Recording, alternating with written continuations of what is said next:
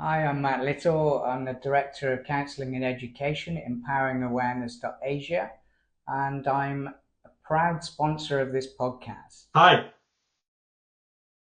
Thank you. Thank you, sir, for giving me opportunity to interview you for my YouTube channel and podcast and for my channels. Yeah, no, it's good. I think we've been connected for a while on LinkedIn, and I followed the little pieces of what you've done, and it overlaps to where we are. So yeah, it was good. It was one of the ones I was keen to do. Great. I have gone through your profile. I can see you have done a lot of work. So I thought to tell about your work to my audience and what made you to do what and what made you to be in the place where you are today. So can you please introduce yourself to my audience? Yes, certainly. I'm Steve Rastall. I'm based in the UK, and I've worked in the technology business from university. So that's 30 plus years. Started out in the Microsoft space, to do more mobile application development, and then it evolved. But I work in the cloud today, so predominantly with AWS and Azure, and I've built some tools in and around that, and I've been doing the cloud as long as it's been around. So what you're doing today? I mean, what's your profession? Well, I suppose I'm a CEO of the business. So in our business, we're not massive, so I do lots of things. It's a grand title, but it often means doing a bit of everything. So there's less technical work for me these days within the business. I do the sales, the marketing, the managing. We've got a team, not a massive team, but a long-standing team.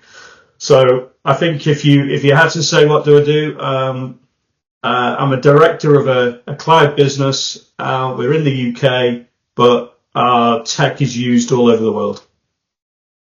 So how you provide the service to your clients? Yeah, it's probably, yeah, we've got a service because it came out of a need. So maybe I tell you a little bit about how I got here and I can take you from there. So Sure. yeah, I started my first business in 2005. I had a credit card for £1,500, a laptop and a business card, and that was it, and an idea. And that was doing mobile development.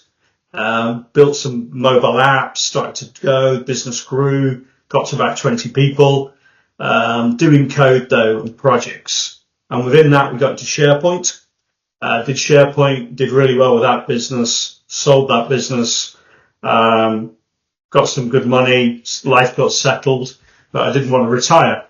And in that time, we put SharePoint in AWS and Azure. So this was the very early days when SharePoint was unsupported. For that, we found a hack workaround. We got a call from Redmond because we've got it to work. When they came and got in touch with us of how we'd done that, they were a bit disappointed because it really was a hack in the back end. But that got us into Azure, and that was in 2009.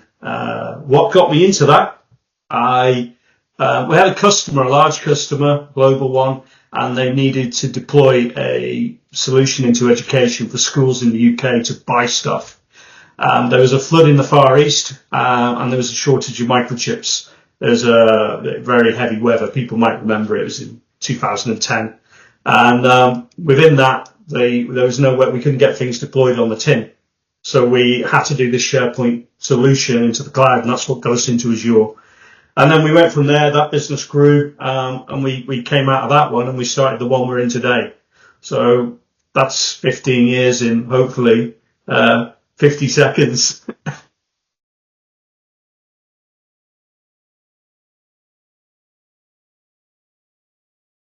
It's gone there. Yeah. There must be a strong, thing that made you to be successful today. So what is that and where it started? It's a good question. I think when you say there's just one thing, there often is, but it's hard to pick out. Um, I think that the main thing is having a go. Oh, and I'm not going to say, I, I want to change that question. Is that all right? Can I give you three? Sure, sure. Is that all right? Thank you.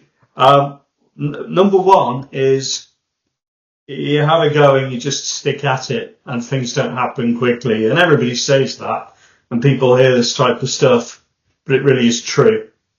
Number two is you just need the right people around you at times and that bit of luck. And the luck doesn't make you, but the opportunity and being prepared to go forward with something does. It's related to the first one, but what I mean by that as an example, I got some really good guys who came to work for me early on, and I recognised that. I gave them part of the business. We were all pointing the same way. And then the power of free is more than free. It multiplies. It's, it's three times free often. And that was probably the next reason.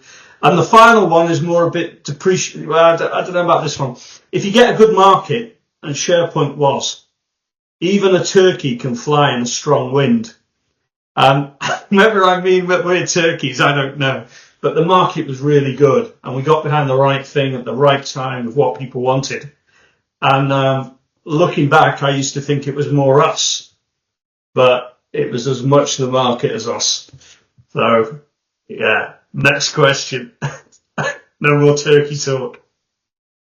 Super. So you are a leader today. You started as a developer. You started as an person who works on the application development. So how you got how you become an entrepreneur from development stage? Well, I've had a crisscross in my career where I've I got involved. I had my first computer in 1981, which was a ZX Spectrum, and I was very interested in gaming. I started to write very simple things, and that is a long, long time ago, 43 years. So through my teenage years and my young years, I had been doing stuff with computers right the way through, and had a really strong interest in it at school.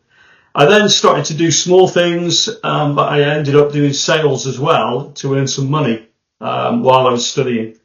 So I then did IT as part of my degree, along with some business stuff. So I'm not the best developer in the world by any means. I'm not even average, I would rate myself as. But in the early days, I could do enough and self-taught and picked it back up to do the base. And then I got other people around me to do that. So yeah, the development side, I do understand, but I know my limitations. So how you become multi-skilled person? Sorry? How you become a multi-skilled person? Having skills on multiple things because Multiple as a things. leader. Yeah, I think I've always had a quite inquisitive mind. So when I was in university, I used to spend a lot of time in the library or go into events to listen to people, maybe people a little bit like me now or, a lot better than me. And I was always inquisitive to learn. And I always thought if I can learn these things and read about them now, they might be useful in the future. So I always had a vision of where I wanted to go and what I wanted to do. It wasn't clear, but I knew the direction. And I think the other thing is just you have to. When you start a small business with 1,500 quid on a credit card, you've got to be prepared to do everything. So you need to be a quick learner. And I think I've been quite lucky where I can learn things quickly. But more than that, I persevere with them and I'll stick at it. So there's no magic ingredient there. It's just necessity. So how you become a people's person, coming from the engineering background? Um, I don't know. I don't know if I'd classify myself as that really. You'd have to ask others. When I was in university, I did a 1-year placement for Marks and Spencer's as a management trainee, and I helped get involved in a EPOS system and deploying that around tills and working some workflows to make tills more efficient in queuing. Which I really liked, and it was that operations management, engineering, stroke, process and flow that was part of what I wanted. But within that project, I had to influence a lot of people, and I didn't always do that very well. So the other thing I saw in that business, and it was a good business and it was good to me, was I didn't like the politics of it. And I didn't want to work in a large company where you weren't yourself, where you felt like you had to create a persona and pretend you were someone else. Just to get on. And I thought, I'm not doing that with my life, right or wrong. So when I started the business, my idea was to work for myself and not work for a company where I had this pretend bit. When I went to work, I wasn't me, I was someone else. So within that meant treating people normal and just being all right with them in a good and bad way, and just being upfront. So if that's being a people person, I think that's what I see myself as. So for what businesses you help with the cloud business that you are, the service that you're providing? Other software companies and tech companies. To other industries as well? But yeah, we get a lot of other industries that come to us, and some of that's through partners, and we do that. And in the old business, I worked with lots of verticals, but we seem to get a lot of those types of companies come to us usually, partly because we come from a code background, they're in the cloud, they need, they can write code, but they're not necessarily great in the infrastructure, or can't afford that level of expertise all the while, or need some of the tooling to help get that to work so they can leverage that in and do that well. We just seem to have fit there where, it's back to that market in the turkey that it's happened naturally. Those people come to us. They always seem to buy when they see in depth what we have.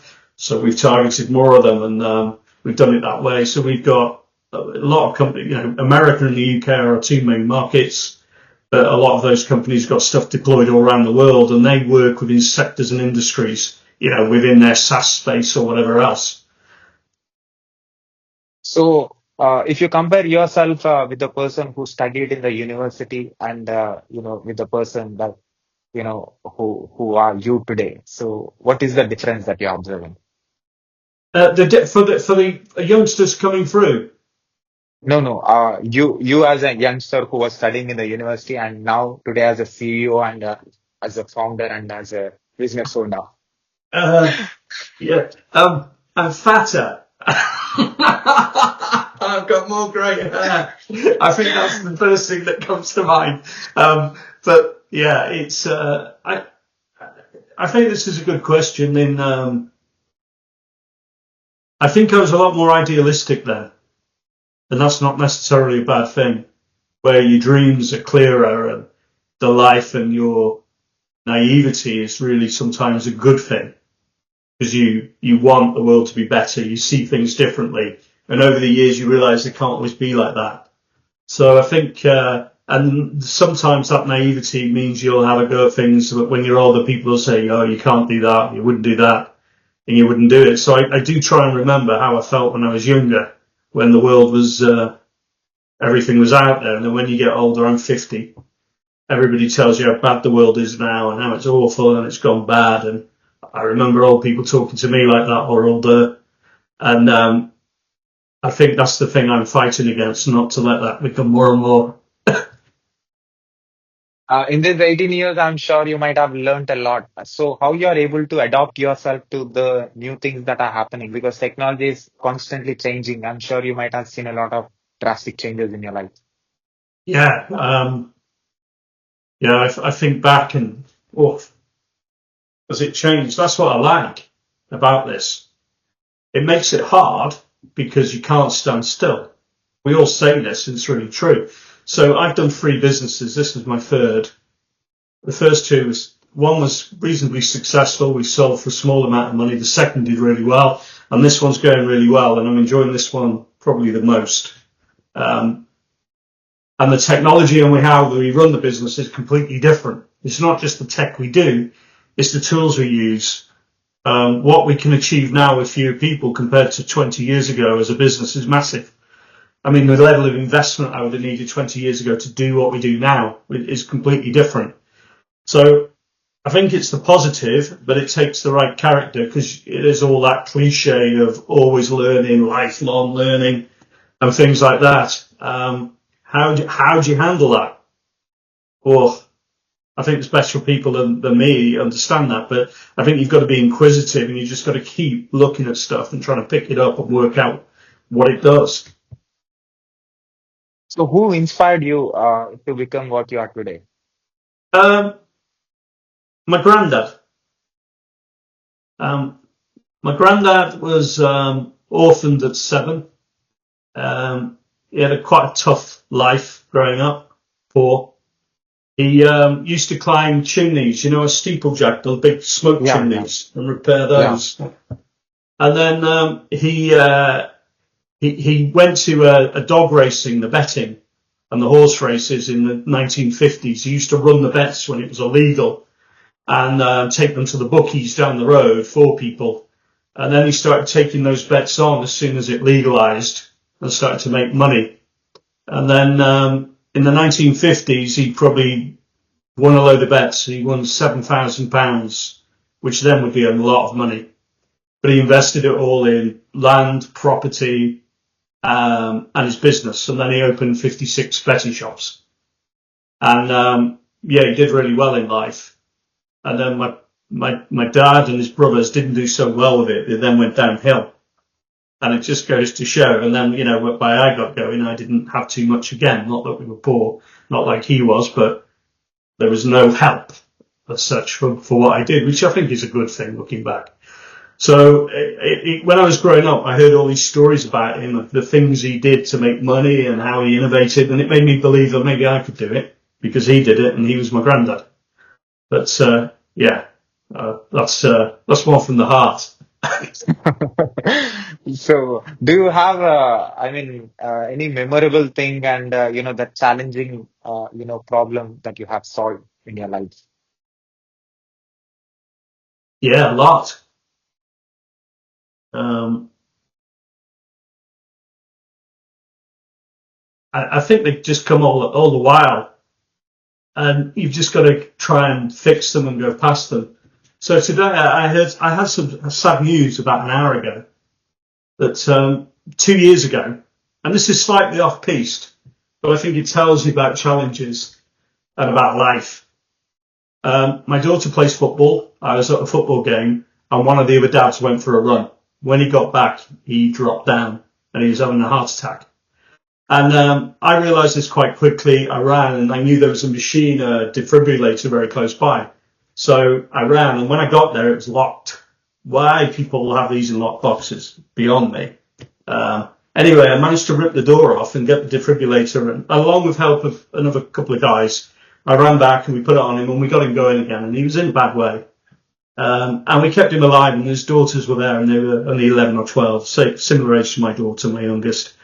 And it was worrying, and he went to hospital, and we found out he was okay, and it was all good. And it was a real challenge going through that, and then, you know, watching his kids and thinking, oh my God, are we going to save him?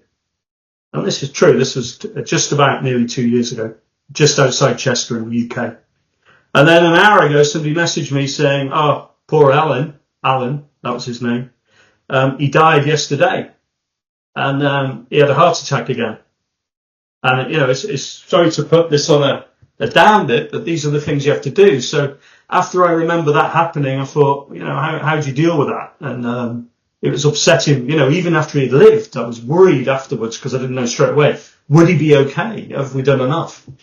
And then you get that today, and God, what does that mean? Then they're still not very old, his kids. And I think the only thing you can say to people is you just got to keep going. And you just have to try and make the most of life and not let it get you too down. I don't want to pull this off in the wrong way, but we all think about the cloud and IT and writing code and making stuff do stuff and automated pipelines and automation of cloud management and how you manage the costs down and all these things. And they are important, but they are what they are. There's other stuff that matters more. So, yeah, I don't know what answer that is for you, but I think it's more, enjoy every day, isn't it? And keep doing the right things. Yourself? So What's your thing? yeah, I got it. And one more important question is, what qualities of yours which actually helped you to be successful and make things happen in the world? 3, determination, a logical approach to problems where I'll keep thinking about them and I won't look for straight obvious answers. I'll really work through them. And I think the third one is listening to others and taking advice and not learning the hard way all the while. So, if you tell something that you'll have learned in your entire life, experience to the world who is listening this and watching this from anywhere on this planet, what will you say? And that will help them to be a great human being and a great professional. Anything's possible, and it is. Awesome.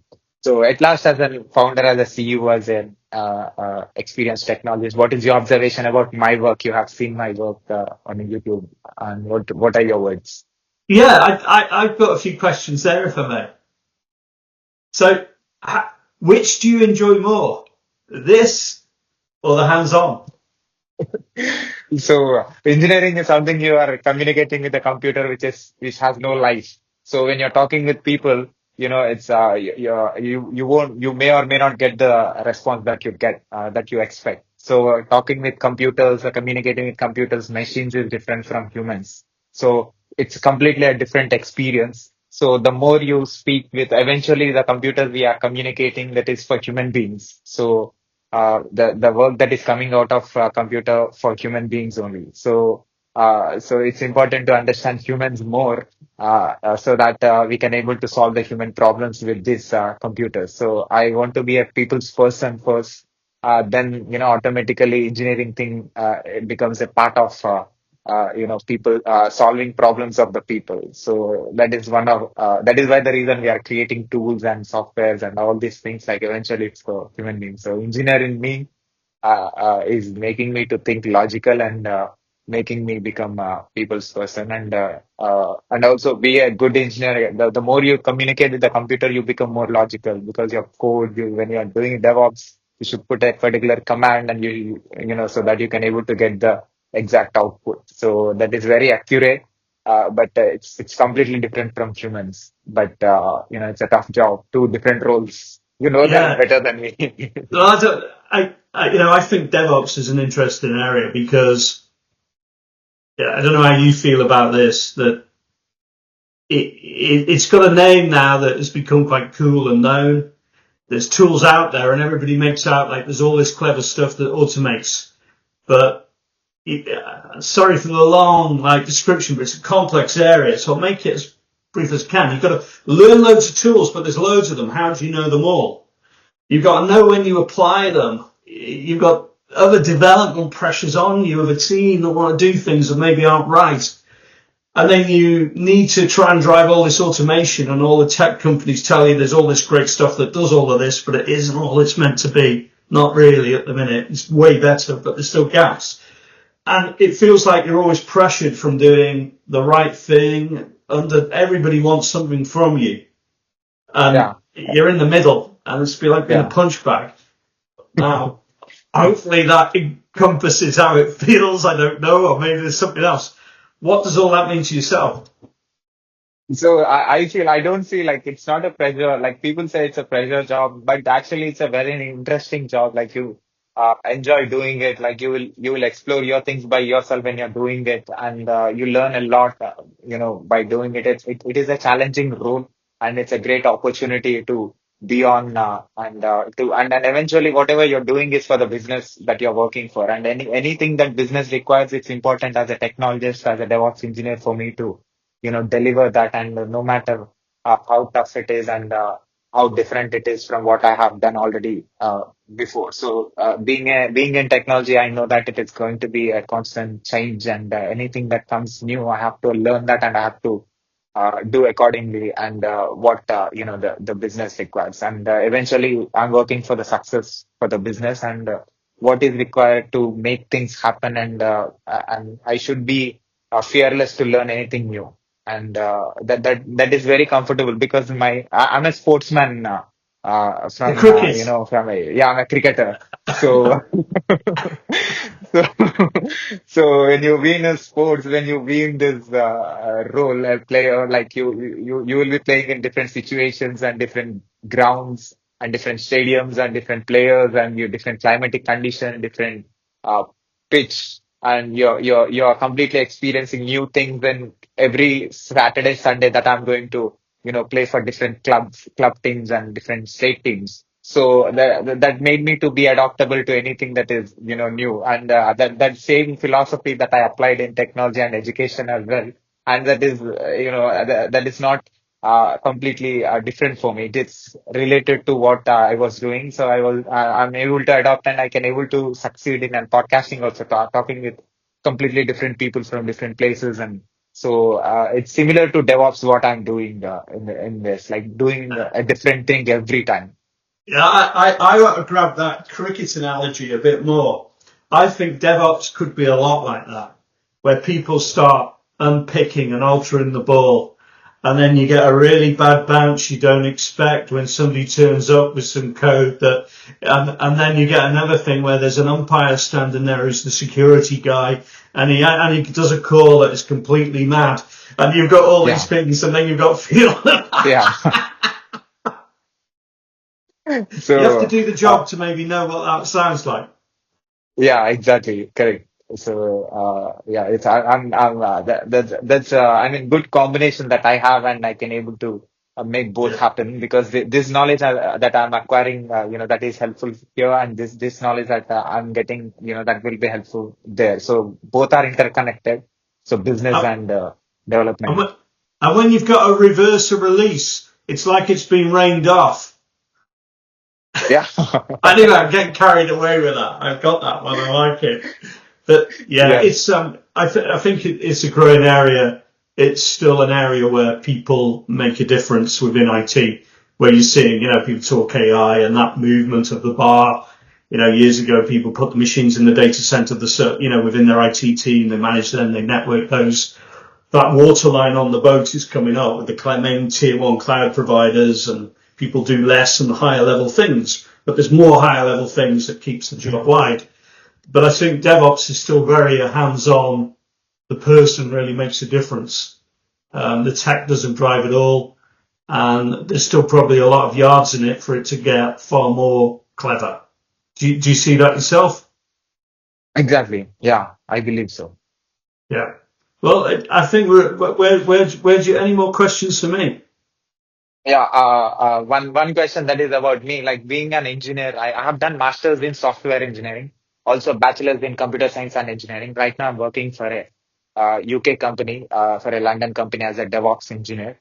That's my full-time role. So apart from that, I'm interviewing experts like you who are already in the industry, who are solving different business problems and trying to solve different technological problems. I'm trying to interview you people and trying to understand how you people are doing things and making things happen. So with this podcasting and interviewing experts like you and being a DevOps engineer, how this combination and this collection is going to be helpful for me in future.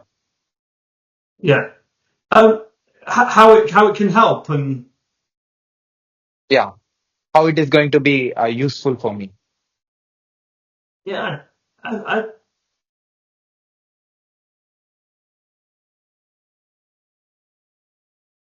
I think it depends on your own ambitions of what you want to do.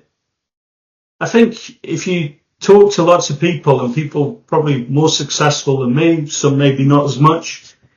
Maybe you think I can do that. That's one thought. The other one is I think you then start to understand the business challenges and how the DevOps piece is really important across the board. Um, because it has such an impact if it goes wrong, and it controls the developers, it controls the releases, it ensures quality in the software, it stops risk with being hacked if done properly. It's such a weak area and a bottleneck if it goes wrong. So I think maybe is that the case? I don't know. I'm trying to do some mind reading here. It's ones I think to fire back. So, trying to understand the business problems and these technology problems are, who are working in teams, they are working together in order to solve the business problem. So, I am trying to understand what actually business is and the business problem is, and how these problems, business problems, can be solved with the technology we already have today. So I'm trying to understand both and trying to understand the whole thing and in the limited time that I have in my life. Yeah, cool. It's a big area. I don't think the learning runs out, does it? Yeah, because you have been in this for a long time, and you saying this, I totally want to like believe what you said. Yeah, I think that's a good observation. I think I over time I've learned the longer I go on, the less I know. It's Okay, so can you share your work to my audience, like who are listening this in the podcast, like your website or your online presence? yeah. If it's IG CloudOps, I'm Steve Rastall. If you look at that, we do cloud management around AWS and Azure. We've got a tool that automates that, rolls up a lot of open source stuff, and then things that don't exist we've written that complement that. We got free alert monitoring that just plugs in within 5 minutes, goes into Slack, emails, other stuff. We do loads of other stuff. I mentioned that's free for life. So if people just want to hook something in to replace other tools that cost money, and custom alerts can be built off that. Maybe take that away from the podcast today. That's my free giveaway. I really enjoyed it. I hope I've done okay. It's a great thing. Sure, I'm sure Yeah, people will take advantage of it. And can I put this video on my YouTube channel with your permission? of course. Also, can I put this audio and video clip on my podcast website, internet, social media, everywhere with your permission? Please. Yes. So thank you very much again, Steve, for your valuable time and sharing, some of your experiences and answering to some of my questions. Thank you. Thank you, sir. Take care. Speak again. Bye. Bye, sir. Bye. Bye.